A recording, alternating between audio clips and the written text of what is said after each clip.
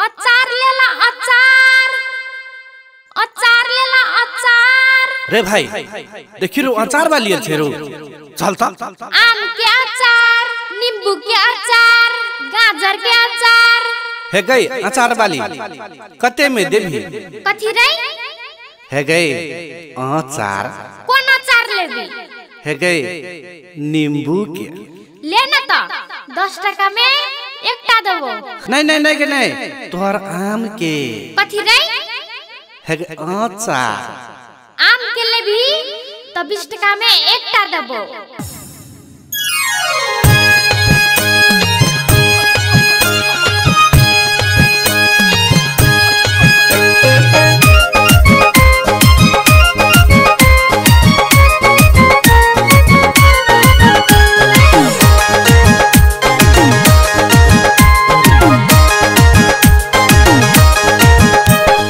आचार आचार आम के आचार करना छोड़ी कनी हमरो में विचार। आचार आचार नींबू के आचार की भेलो रे छोरा नहीं करबो विचार।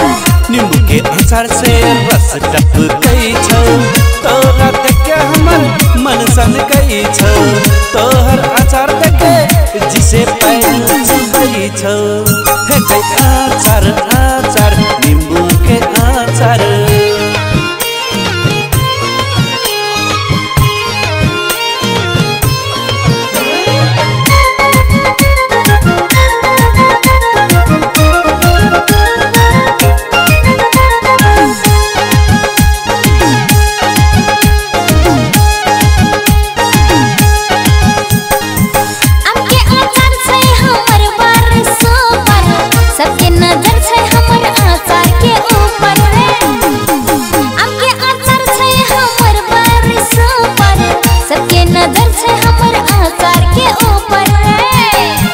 आम के आचार समर के रख दे, आम के आचार समर के रख दे, नहीं तो छोरा सब कर दे तो खराब दे।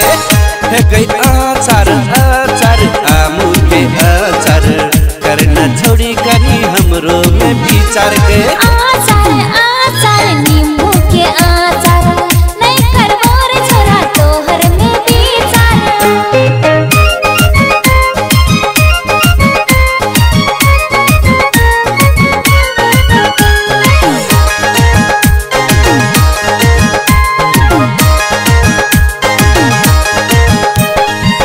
जार के महीना चुपै छौ पसीना गए देखे में लगे छी स्वर्ग के हसीना गए।